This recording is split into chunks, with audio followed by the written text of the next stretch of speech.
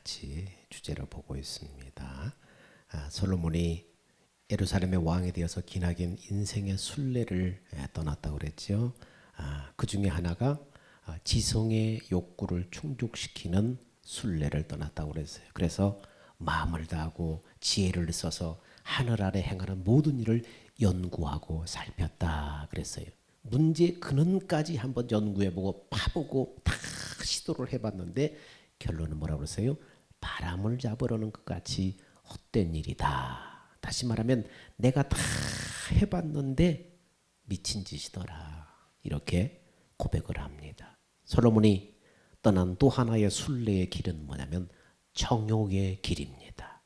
솔로몬은 인간의 본능, 욕구, 정욕의 산을 향해서 순례의 길을 떠납니다. 전 세계적으로 여러분 화제가 되었던 유행가가 있었죠. 강남 스타일. 그 가사가 한참 전 세계를 아마 뒤덮었어요. 거기 가사에 보면 뭐라고 나오냐면 지금부터 갈 때까지 가볼까? 오빠는 강남 스타일. 그러면서 얘기를 그 가사가 탁 나와요. 갈 때까지 가볼까? 그런데 일찍 이 가사의 원조가 있었는데 누구냐면 솔로몬이에요.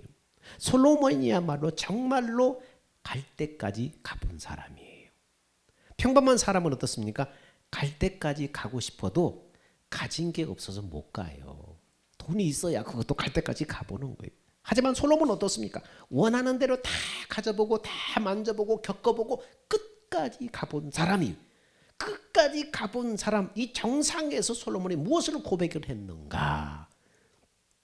그 패러다임, 그 끝을 우리는 한번 말씀을 통해서 추적해 볼 거예요. 여러분, 끝까지 다 가본 사람이 고백하면 내가 구태여 그 희생을, 그 대가를 치르지 않고 가도 그 끝이 그거구나 알잖아요. 구태여 내가 희생을 치르면서 그 끝을 가봐야 답을 가지 않고 답을 얻는 것이 더 지혜로운 것입니다.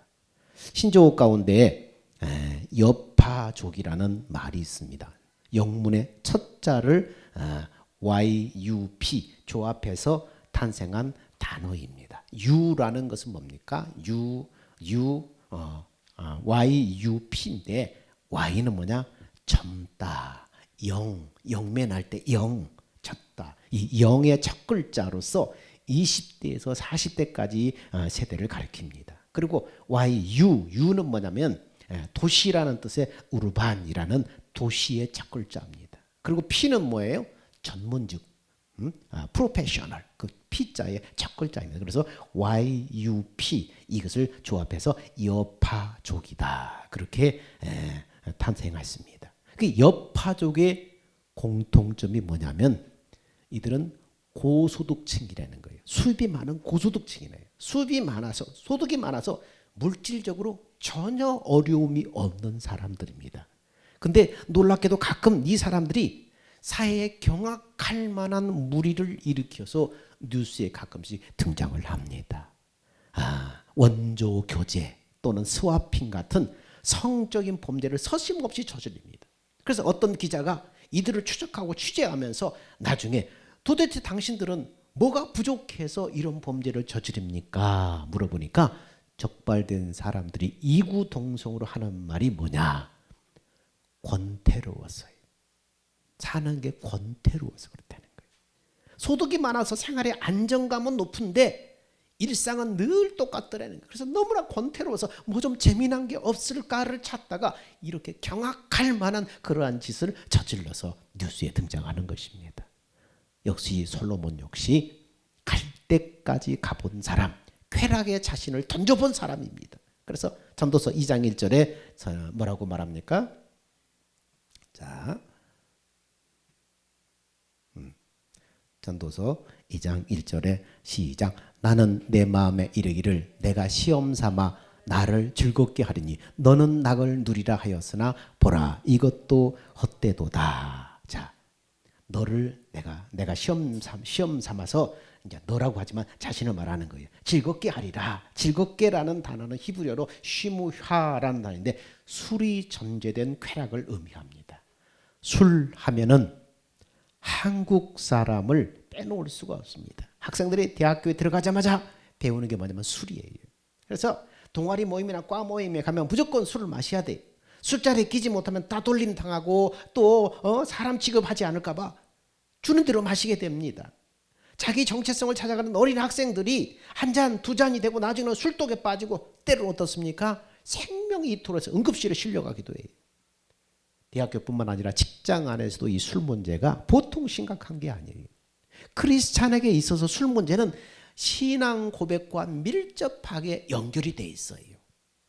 크리스찬에게 술이라는 것은 뭡니까? 단순히 건강 문제가 아니라 신앙 고백과의 싸움이에요.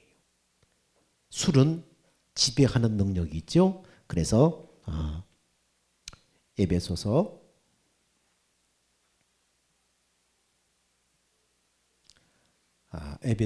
5장 18절에 뭐라고 나옵니까? 자, 시작. 술 취하지 말라. 이는 방탕한 것이니 오직 성령의 충만함을 받으라. 이거 단순히 술을 먹지 말라는 의미보다 더 깊은 뜻이 이 속에 들려 있어요. 무슨 말이에요? 인생의 주도권을 술에게 넘기지 말라는 깊은 의미가 있습니다. 이 주도권은 술을 마시게 돼서 취하게 되면 인생의 주도권이 바뀌어버리는 거예요. 예수 그리스도의 보배로운 피로 구속받은 이 하나님의 사람들은 인생의 주도권을 누가 어떤 것 예수 그리스도 외에는 어디에도 넘겨줘서는 안 되는 거예요. 예수 그리스도가 우리의 주님, 주인 주자를 써서 주님이자고 그러잖아요. 근데 그 주도권을 다른 것에 넘겨줘 버렸다는 거예요.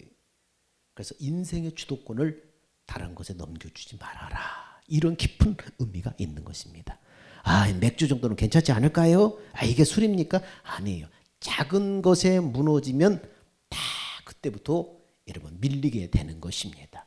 솔로몬도 이 술 문제를 계속해서 언급합니다. 모든 쾌락의 밑바닥에는 항상 술이 있었어요. 그래서 전도서 2장 2절에 3절에 뭐라고 얘기하느냐 하면은 이렇게 얘기합니다. 전도서 2장 2절에 3절 말씀에 자, 이게 왜 저기로 안 되는지 자꾸 모르겠네. 자, 2절 3절에 시작. 내가 웃음을 논하여 이르기를 미친 것이라 하였고 희락을 논하여 이르기를 저가 무엇을 하는가 하였노라. 내 마음에 궁구하기를 내가 어떻게 하여야 내 마음의 지혜로 다스림을 받으면서 술로 내 육신을 즐겁게 할까 하여 또 어떻게 하여야 어리석음을 취하여 천하 인생의 종신토록 생활하며 어떤 것이 쾌락인지 알까 하여. 이것을 뭔 얘기인지 잘 모르겠죠. 공동 번역에는 이렇게 말합니다. 자, 시작. 웃음이란 얼빠진 짓이다. 향락에 빠져보아도 별 수가 없었다. 그 후에 본즉 내 손으로 한 모든 일과 수고한 모든 수고가 다 헛되어 바람을 잡으려는 것이며 헤아려 무익한 것이 이가 아니다. 2절 3절인데 어디로 돼버렸나? 자, 지혜를 깨치려는 생각으로 나는 술에 빠져보기도 하였다. 이런 어리석은 일들을 붙잡고 늘어져 보았다. 하늘 아래 이 덧없는 인생을 무엇을 하며 지내는 것이 좋을까 하여 알아내려고 하였다. 이렇게 솔로몬은 쾌락의 끝을 향해서 쾌락의 여정을 떠납니다. 어떤 게 진짜 사는 게 진짜 삶의 진짜 의미냐 하면서 계속해서 술에도 취해보고 어떤 술의 쾌락에도 취해보고 그랬다는 것입니다. 헬레니즘 시대에 그리스 철학자 에피쿠로스라는 사람은 쾌락을 행복이라고 정의했습니다. 이 철학자가. 그는 사람은 행복을 추구해야 하고 행복할 권리가 있다라고 말하면서 인간의 즐거움을 방해하는 가장 큰 적이 무엇이냐? 인간의 행복을 방해하는 가장 큰 적이 뭐냐? 인간은 행복을 추구할 권리가 있는데 이 즐거움을 방해하는 적이 뭘까? 이 철학자가 연구를 했습니다. 그러다가 뭘 연구를 했냐면 죽음이야말로 인간의 행복을 즐거움을 저해하는 가장 두려운 존재다라는 결론을 내렸습니다. 그래서 죽음을 맞는 인간이 도대체 어떤 존재인가? 인간을 유물론적인 사고방식을 가지고 과학적으로 분석하기 시작했어요. 유물론적이라는 건 뭡니까? 인간을 물질로 하나로 보는 거예요. 어떤 생명의 고귀한 것이 아니라 단순히 물질적인 관점에서 보는 거예요. 그래서 인간을 계속해서 과학적으로 분석하고 나누고 다 봤더니 나중에 뭐가 남느냐? 없을무. 아무것도 없다는 결론을 도달했습니다. 인생은 무구나. 인생은 아무것도 없는 것이구나. 여기서 역설적으로 만들어낸 논리가 뭐냐면 인간은 손에 땀이 있을 때, 피가 뜨거울 때 즐겨야 된다. 이것이 인생의 최고의 가치다. 여기서 여러분 에피쿠로스가 쾌락주의가 탄생한 것입니다. 고대 철학자 에피쿠로스가 만들어낸 쾌락주의예요. 그래서 인생 별거 있어? 손에 땀이 있고 아직 젊을 때 실컷 즐겨야지. 이게 쾌락주의예요. 여러분, 그렇다면 우리 삶에서 경험할 수 있는 쾌락들은 어떤 것이 있을까? 첫 번째는 지식의 쾌락이 있어요. 쾌락은 다양한 얼굴로 존재하는데 지식으로 채운 욕망도 쾌락의 일종이라는 거예요. 원래 신학이라는 학문은 사람과 생명을 다루는 목회를 위해 존재하는 학문이에요. 근데 어떤 분이 신학을 마치고도 계속해서 공부만 하더라는 거예요. 목회도 안 하고 자녀금 등록금을 내든 말든 신경 안 쓰고 마누라가 나가서 품팔을 하든 말든 개의치 않고 계속해서 도서관에 앉아서 공부만 파고 있는 거예요. 그래서 선배가 찾아와서 너무나 답답해가지고 야, 아직도 너 이러고 있으면 어떡하냐, 목회를 해야지 했더니 그 사람이 뭐라고 하냐면 선배님, 나는 공부가 너무 좋아요 그러더라는 거예요. 그냥 한 대 쥐어받고 싶은 막 올라오는 게. 그런데 가족들은 오죽하겠냐는 거예요. 여러분, 공부라는 것은 남을 위해서 하는 거예요. 자기를 위해서 하는 게 아니라 공부는 남에게 주기 위해서 하는 거예요. 사에게 유익을 끼치서 하는 거예요. 공부 자체가 근데 우상이 되어버리면 그것은 일종의 쾌락주의예요. 하나님 없이 지식을 추구하면은 어디로 갈 수 있어요? 지식이 쾌락주의로 갈 수 있어요. 연구하는 것 자체 막 희열을 느끼는 거예요. 이 쾌락주의로 갈 수 있는 것입니다. 두 번째, 우리 삶에서 경험할 수 있는 쾌락이 뭐냐 하면 술의 쾌락이에요. 어떤 사람이 울산 도심에서 쪼락말을 타고 다닌다는 신고가 경찰에 접수됐어요. 경찰이 출두해서 보니까 이 사람이 음주운으로 면허가 취소된 40대 후반의 남자였어요. 면허가 취소되자 이 사람이 뭐 면허를 취소시켜? 그렇다고 내가 못 돌아다닐 줄 알아? 하면서 조랑말을 사서 타고 떡하니 시내를 황배하는 거예요. 교통법상 술 먹고 조랑말 타고 다니면 잡을 근거가 없어요. 음주 승마라는 것은 법에 없기 때문에 음주 운전은 걸리지만 음주 승마는 잡을 근거가 없어요. 그래서 경찰 두 사람이 뒤에 쫄래쫄래 따라다니는 거예요. 왜요? 조랑말이 가다가 오줌을 싸거나 똥 싸면 법적으로 조치를 할 수 있기 때문에 언제 오줌 싸는가 똥 싸는 거 뒤에 절절절절 따라다니는 거예요. 나중에 이 남자는 결국은 또 음주운전을 하게 돼서 또 한 번 면허가 취소되었다고 합니다. 술은 이렇게 사람을 혼미하게 만들어버리는 것입니다. 술이 몸속에 들어가면 제일 먼저 하는 뭡니까? 되뇌신경을 딱 제압을 해요. 그때부터 사람은 술의 힘에서 벗어나지 못해서 판단력을 잃어버려요. 그래서 어떻습니까? 술 한 잔 먹고 나서 이 남자들이 잘 하는 게 뭐예요? 남에게 막 빚보증 서줘버리고 그냥 보증 서줘버리고 막 그래서 나중엔 집이 날아가고 막 판단력이 흐려져 버리는 것입니다. 멀쩡하던 사람도 술의 지배를 받으면 한순간에 엉뚱한 행동을 해버리는 것입니다. 사람들은 술을 통해서 눌려있던 감정이 폭발하는 식으로 뭡니까? 쾌락을 즐기는 거예요. 인간의 죄성이 술을 통해서 다 토해내는 거예요. 어떤 유튜브 보니까 인간의 겪는 쾌락 중에서 가장 이 높은 게 뭐냐 순위를 딱 매겨놨는데 최고의 순위가 뭔 줄 아세요? 낮술의 쾌락이 말도 못한대요. 낮술이 인간의 쾌락의 최고 1위로 꽂아놨어요. 술을 통해서 사람을 지배하는 거예요. 주도권을 술한테 넘겨줘 버리는 거예요. 이 술의 쾌락입니다. 세 번째는 어떤 쾌락이 있느냐, 인간에게 선한 일을 하는 것도 쾌락이 돼요.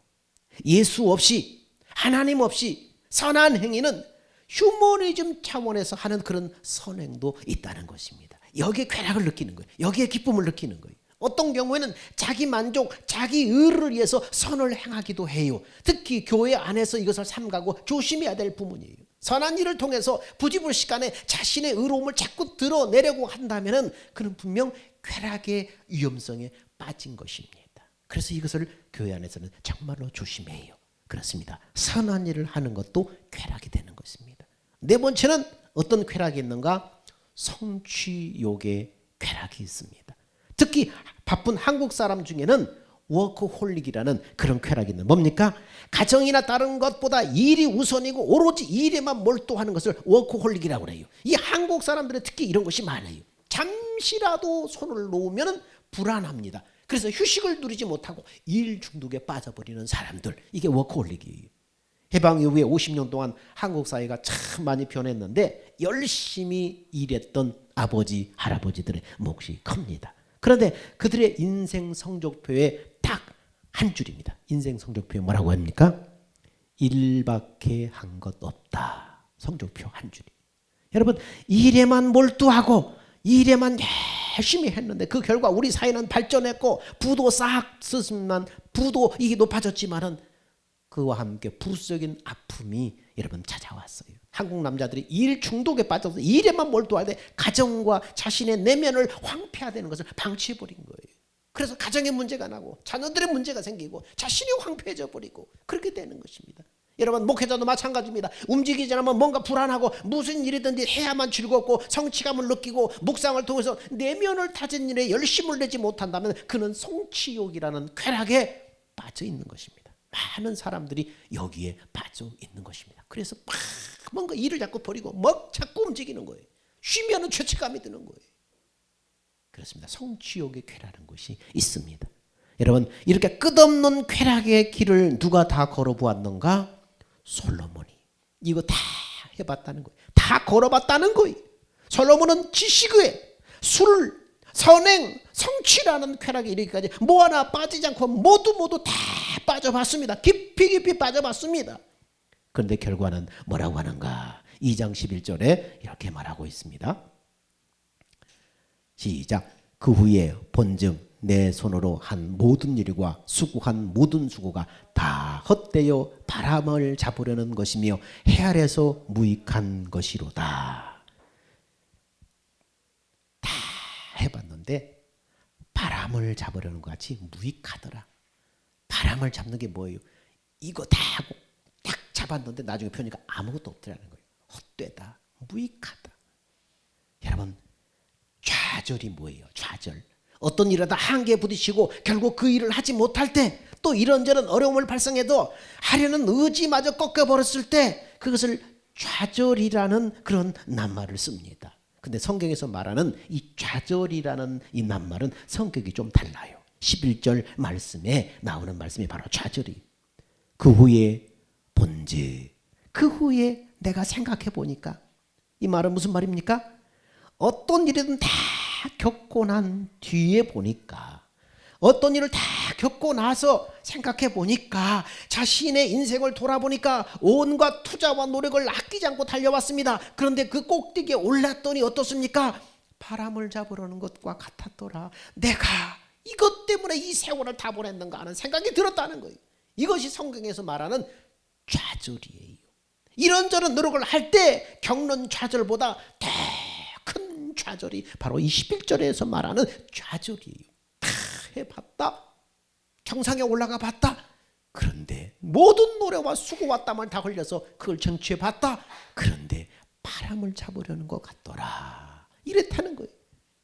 못 가져본 사람은 야, 근데 가져본 사람은 아무것도 아니야. 헛된 일이야. 쓸데없는 일이야. 이솝 우화에 이런 얘기가 있어요. 배고픈 여우들이 먹을 것을 찾다가 포도송이를 발견했어요. 그래서 여러 마리 여우들이 올라가서 이 포도를 따겠다고 서로 막 물고 뜯고 싸움을 합니다. 결국은 가장 힘이 강한 여우가 딱 제치고 딱 올라갔어요. 툭 건드리게 말하면 꿀물이 그냥 뚝뚝 흐를 것 같던 탐스러운 포도가 열려있는 거예요. 힘이 가장 강한 여우가 그 포도를 딱 따서 순간 다른 여우들은 부러운 눈빛으로 그것을 잘 쳐다봅니다. 아, 얼마나 맛있을까? 아, 저놈은 좋겠다. 드디어 포도를 툭 하고 따서 입에 딱 깨버렸는데 온몸에 짜릿한 신맛이 쫙 퍼지는 거예요. 알아서 쳐다보던 여우들이 침을 질질 흘리면서 묻습니다. 맛이 어때? 정상에 선 여우가 뭐라고 대답했을까요? 맛이 뭐 이래? 아우, 못 먹겠다. 절대로 이렇게 말하지 못합니다. 신맛 때문에 속은 안 좋은데 뭐라고 말합니까? 죽인다. 죽인다, 나 죽인다 이렇게 하면서 내려옵니다. 그 다음에 아래에서는 다음 타자가 되기 위해서 또 한번 치열한 쟁탈전이 벌어집니다. 거기에서 이긴 여우가 쫙 올라갑니다. 마침내 올라간 여우는 웃음을 띠고 그 꿀물이 흐를 것 같은 포도를 입에 딱 깨물었어요. 이내 같은 상황이 벌어집니다. 아래에서 부러운 눈빛으로 쳐다보던 여우들이 맛이 어때? 물으니까 야 정말 죽인다 거짓말을 합니다. 그리고 제일 먼저 누구를 쳐다봤을까요? 제일 먼저 포도를 맛본 여우를 쳐다봅니다. 저 사기꾼 같은 놈. 그러면서 진실을 말하지 못합니다. 뭔가 최고 있을 것 같아서 발버둥 쳐서 올라갔는데 그곳에 있는 것은 아무것도 아님을 깨달은 상태. 이것이 뭐예요? 좌절이에요. 절망이에요. 이런 어처구니없는 모습이 예수 없이 살아가는 인간의 모습입니다. 얼마나 기가 막히에요. 상위 1%의 사람들이 모조품 같은 이 행복한 이 허무한 행복에 앉아서 자태를 뽐내고 있는 거예요.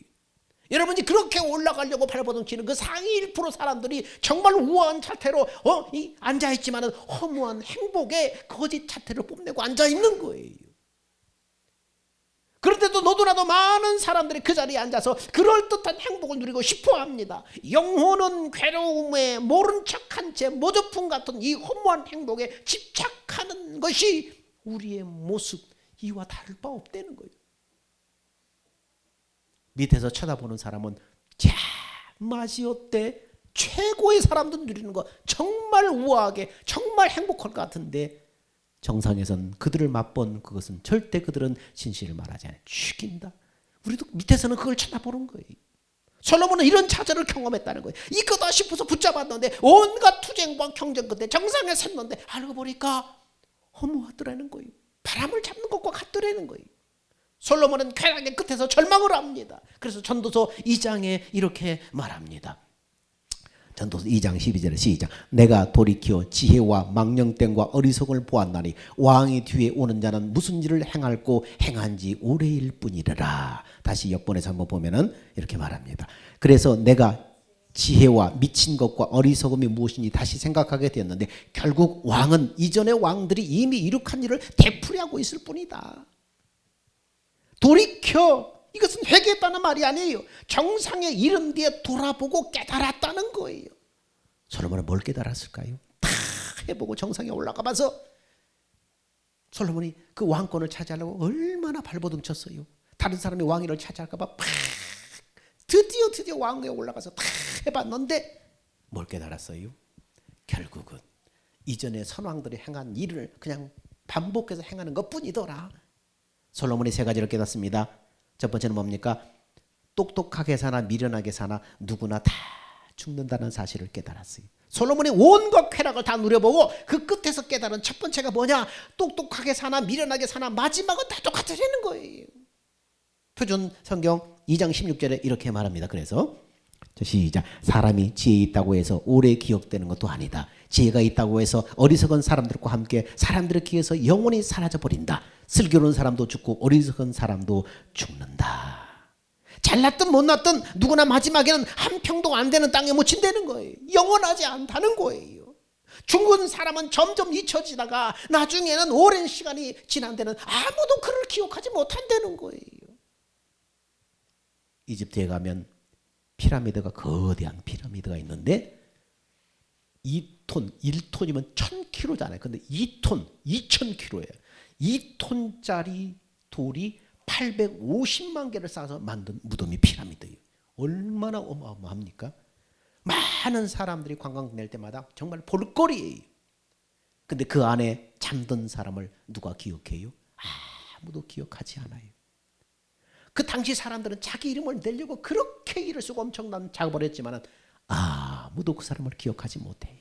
인간은 본성적으로 이렇게 자기 이름 석자를 오래 남기고 싶어 해요. 근데 그 후손들은 뭐예요? 아무도 기억하지 않는다는 거예요. 한국 사람들에게 그런 심리가 아주 강하다는 거예요. 외국에 관광지에 가보면 딱 눈에 띄는 게 있어요. 왜? 막 낙서판이 있는데 딱 눈에 한글로 꼭 거기다 이름 쏘는 사람들이 있어요. 노량진에 삼식이 왔다 가다. 거기다 딱 쏘는데 얼마나 창피한 일입니까? 막 뉴스에도 한번 나왔었죠. 관광지에 가면 그냥 특히 한국 사람들이 거기다 낙서해 놓는다는 거예요. 누구 나 왔다 갔다. 교회에서도 자신의 이름을 높이고 인기를 얻고 싶어하고 사람들의 주목을 받고 싶어해요. 굉장히 위험한 일입니다. 조심해야 돼요. 하나님은 자신의 영향력을 키워서 자기 힘으로 일하려는 사람을 가장 싫어해요. 사람이 기억되는 교회가 되면 안 되는 거예요. 리더가 스타가 되면 자기 세상 같지만은 예수님이 오시면 아무것도 아니 그건. 그러므로 오늘날 교회는 선교지향적인 교회, 종말론적인 교회가 돼야 돼요. 그렇게 되면은 애착을 갖던 것들이 아무 의미 없이 보여서 많은 것들을 내려놓을 수가 있어요. 선교지향적, 종말론적인 교회. 바로 그날을 바라보면서 우리가 신앙생활을 하는 거, 그날을 성공시켜서 신앙생활을 하는 거. 사람 앞에 인정받고 리더가 되고 스타가 되자 뭔 소용이 있어요. 주님 앞에 그날은 아무것도 아닐 텐데. 그래서 오늘날 교회는 선교지향적인 교회, 종말론적인 교회로 나가야 되는 것입니다. 두 번째 솔로몬이 깨달은 게 뭐냐? 빈손으로 가는 게 인생이더라. 솔로몬이 돌이켜 깨달은 두 번째, 아무리 수고하고 애써서 모은 재산이라고 할지라도 모두 다 버리고 가야 한다는 거예요.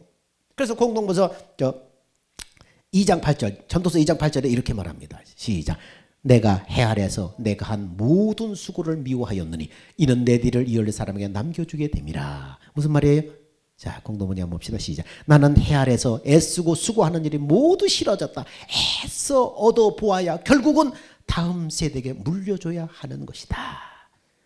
애써 수고하고 가진 안 먹고 안 쓰고 다 해봤자 결국은 자기는 쓰지도 못하고 그냥 다음 사람에게 물려주는 것뿐이라는 거예요. 이 고백을 여기서 기록한 솔로몬의 개인적인 얘기가 숨어 있어요. 솔로몬에게 가슴이 아리한, 가슴 아픈 이 가슴 아리하는 한 아들이 있었는데 그가 누구예요? 르호보암 왕이에요. 르호보암이라는 아들이 있어요. 솔로몬이 세상 때가 가까웠는데 이 아들을 볼 때 너무나 이성이 안 차는 거예요. 이 부실한 아들에게 이 거대한 왕국과 이 불을 물려 주게 되면 어떻게 할까? 저 부실한 놈이 이것을 제대로 간수할 수 있을까? 걱정과 안타까움이 앞서면서 깨닫는 것입니다. 사람이 아무리 목숨처럼 맡기고 애써서 얻은 결과물지라도 두고 갈 수밖에 없구나. 비록 부실하고 못난 놈이라도 물려주고 갈 수밖에 없구나. 이걸 깨닫는다는 것입니다. 여러분, 재산을 많이 자녀에게 물려주는 것은 결코 유익하지 않은 경우가 많이 있어요. 자녀들이 다 고생 안 시키려고 그냥 다 부모들 해주는데 오히려 유익하지 않을 수 있어요. 스스로 땀 흘려서 수고해서 벌게 해야 돼요. 알바도 시켜보고 돈 없는 어려움도 한번 겪어보고 그렇게 해서 여러분 인생의 지혜를 배우는 거예요. 쉽게 얻은 돈은 여러분 쉽게 없어져 버려요. 왜요? 자기가 땀 흘려 수고해서 고생해보지 않았기 때문에 이 귀중한 걸 모르는 거예요. 그래서 쉽게 얻은 돈은 쉽게 없어져 버립니다. 돈을 벌면서 인생의 지혜를 배우는 거예요. 세상도 배우는 거예요. 무엇보다도 자식에게는 여러분 건강한 정신, 교훈, 신앙을 물려주는 것이 가장 중요합니다. 정말로 자녀를 위한다면 물기를 지혜롭게 사용하는 모습을 보여주어야 합니다. 그것만큼 복된 유산은 없는 거예요. 세 번째, 솔로몬이 깨달은 세 번째는 무엇인가? 하나님만이 인생의 기쁨이다. 솔로몬이 돌이켜 깨달은 세 번째, 인생의 즐거움은 하나님에게서 나오는 것임을 고백하는 거예요. 한번 봅시다. 전도서 2장 26절은 뭐라고 했어요? 시작. 하나님은 그가 기뻐하는 자에게 지혜와 지식과 희락을 주시나 죄인에게는 노고를 주시고 그가 모아 쌓게 하사 하나님을 기뻐하는 자에게 그가 주게 하시지만 이것도 헛되어 바람을 잡는 것이로다. 하나님이 기뻐하는 자에게 지혜와 지식과 희락을 준다. 하나님을 기뻐하는 자에게 하나님이 주게 하신다. 아무리 죄인이 노고 땀 흘려 수고하고 해서 안 쓰고 안 먹고 모아봤자 하나님은 나중에 그것을 하나님이 기뻐하는 자에게 돌아가게 하신다. 솔로몬은 하나님만이, 예수 그리스도만이 인생의 참된 기쁨임을 깨닫습니다. 이것이 크리스찬이 누리는 복이에요.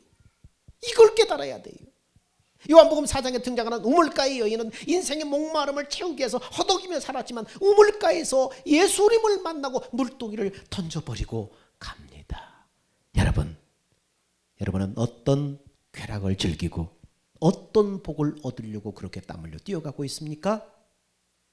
예수님을 만나고 그 안에서 함께 하나님과 함께하는 기뻐하는 삶이 진짜 복이라는 것을 솔로몬은 여기 고백한 거예요. 다른 것은 다 헛되다. 내가 가봤는데 헛되다. 예수를 만나고 하나님과 함께하는 삶이 정말로 참된 복이다. 가봤는데 내가 깨달았는데 이게 진짜 복이다. 여러분, 청년의 때부터, 이 학생의 때부터, 어릴 때부터 이 복의 비밀을 알아야 돼요. 그래야 그의 인생이 복된 인생이 되는 거예요.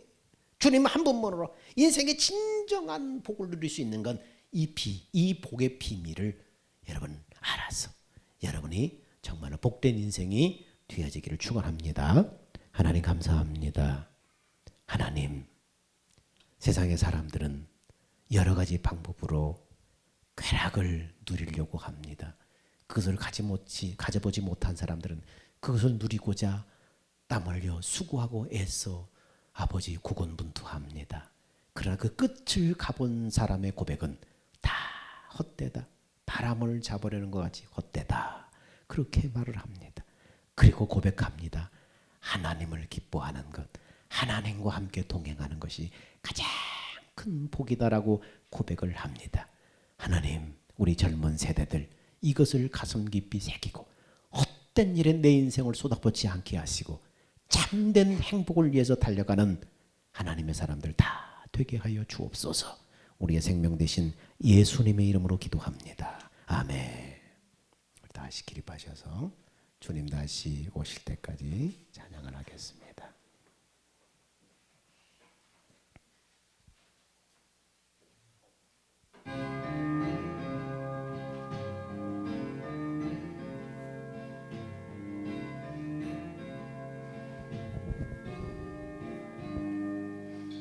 주님 다시 오실 때까지 나는 이 길을 가리라. 좁은 문 좁은 길 나의 십자가 지고 나의 가는 이 길 끝에서 나는 주님을 보리라. 영광의 내 주님 나를 맞아 주시리. 주님 다시 오실 때까지 나는 일어나 달려가리라. 주의 영광 온 땅 덮을 때 나는 일어나 노래하래. 내 사모하는 주님이 온 세상 구주시라. 내 사모하는 주님이 영광의 왕이시라.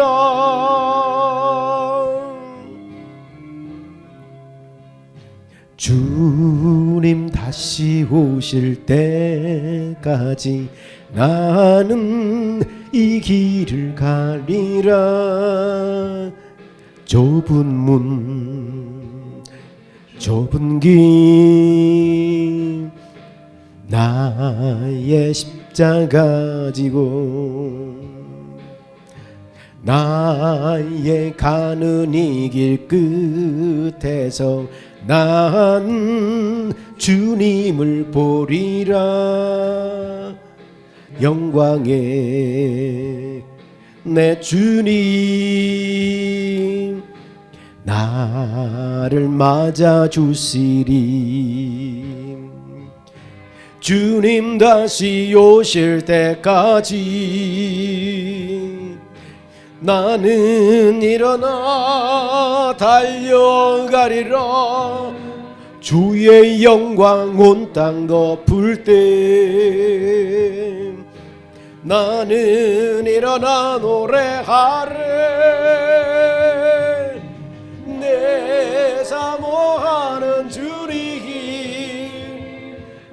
세상 우주시로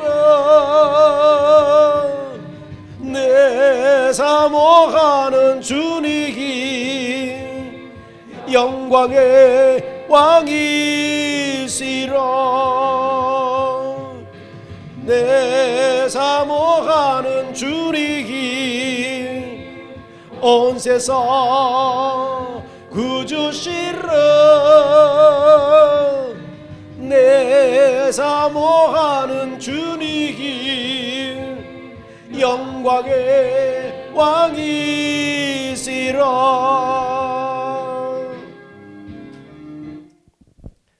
이제는 우리 주 예수 그리스도의 은혜와 하나님의 사랑하심과 우리 안에 계시는 성령님의 내주하시고 교통하시고 인도하심이 바람 같은 세상의 것을 취하려고 끊임없이 수고하고 애써 달려가지 않고 그 정상에서 우리에게 고백한 솔로몬의 그 고백을 마음에 담고 가장 가치 있는 것, 가장 복된 그 길을 가르쳐준 대로 하나님을 사랑하고 예수 그리스도와 동행하기를 원하는 사랑하는 성도들의 그 삶 위에, 믿음 위에 이제부터 영원 무궁토록 함께 있을지어다. 아멘.